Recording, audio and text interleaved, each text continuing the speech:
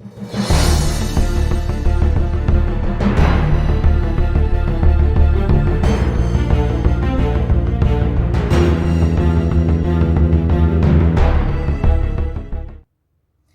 folks, welcome back to Bougie Comfort Food. I'm your hostess, Mary Landry Davis, and today we are going to make another keto cake. Now I know you're probably saying, how the heck is cake keto? First of all, this is made with golden monk fruit, and that is a low glycemic index sweetener. It's not artificial, it is natural, and it is considered a keto sweetener. So we're not putting a sugar per se into it. Although, when you mix up this cake, I dare you to tell me it doesn't taste like it has sugar in it.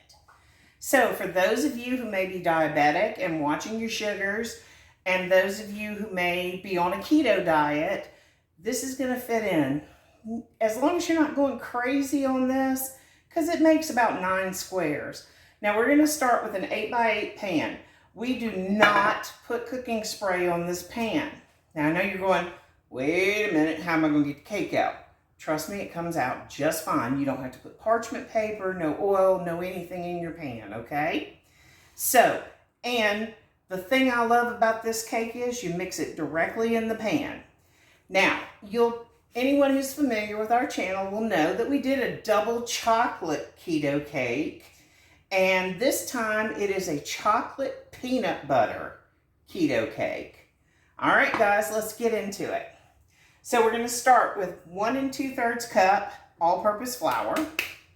Super easy, just dump-a-roonies. Next, we're going to use a cup of golden monk fruit sweetener. Now, like I said, that's going to be almost the whole bag, but don't panic. I know it's expensive. But trust me, if we're watching our sugars and doing this the keto way, it's going to be better. Trust me. Okay. Next, we're going to add a 1/2 teaspoon of salt and a teaspoon of baking soda, not powder, soda. Your all-purpose flour already has that baking powder in it. And it has a little bit of salt in it, but trust me, it's going to be fine. Next, we're going to add a 1/4 cup of peanut butter powder. Now, this is the one I use. It's called PB Fit. It's peanut butter powder. Now, it does have sugar in it. Let's see, 2 tablespoons of it has 2 grams of sugar. Negligible amount of sugar, in my opinion. And it does add protein to this cake. And I know for my diabetics out there, if we can add protein to it, it's better. Now, to that, we're also going to add a 1/4 cup of cocoa powder. Now, I use the Toll House one. You can use whatever one floats your boat, okay?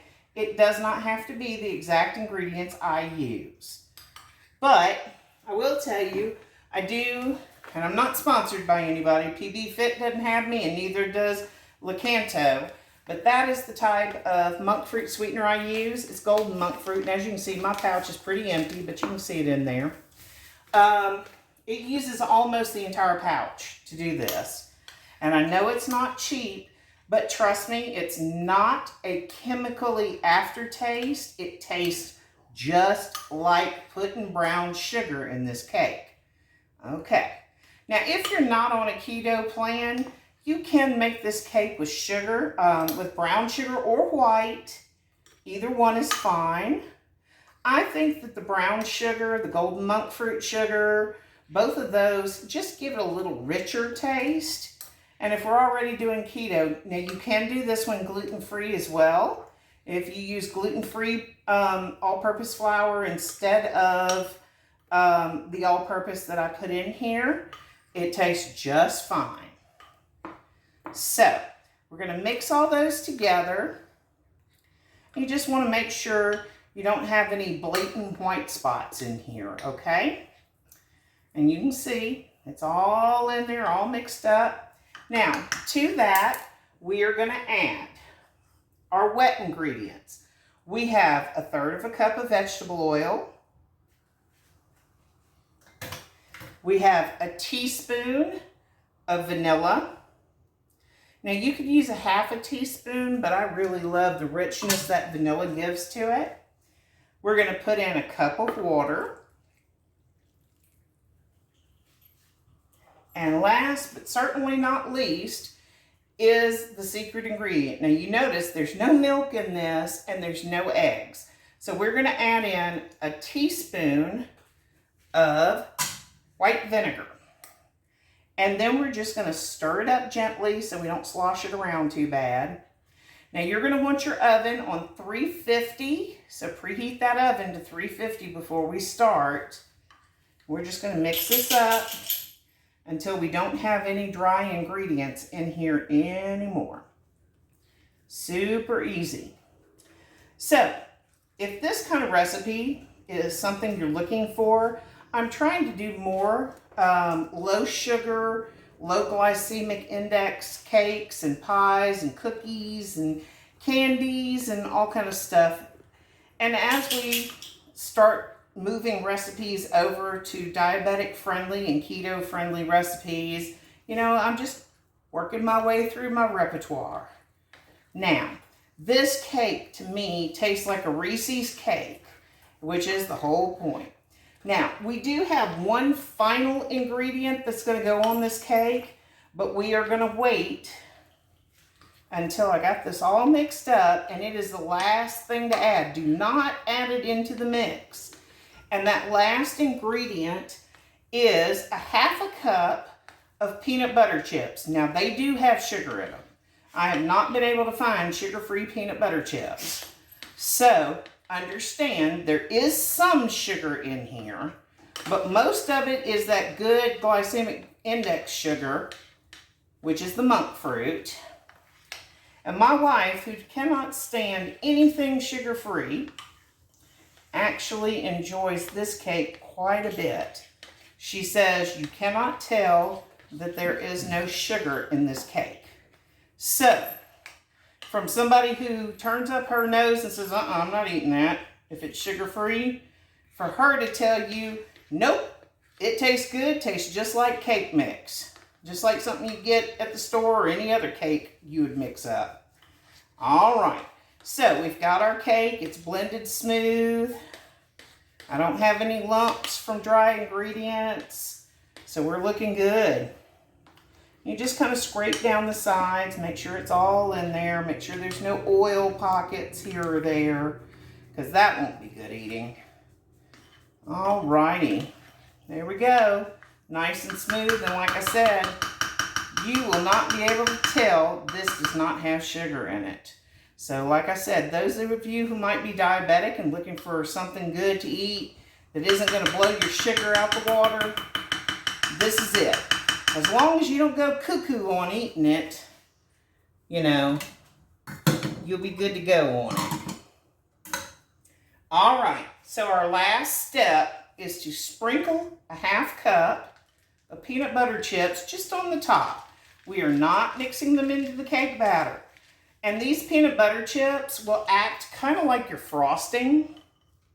So you'll get that little bit of sweet ooey gooiness in the top. And I like to take that last little bit and make sure I catch all the corners I missed.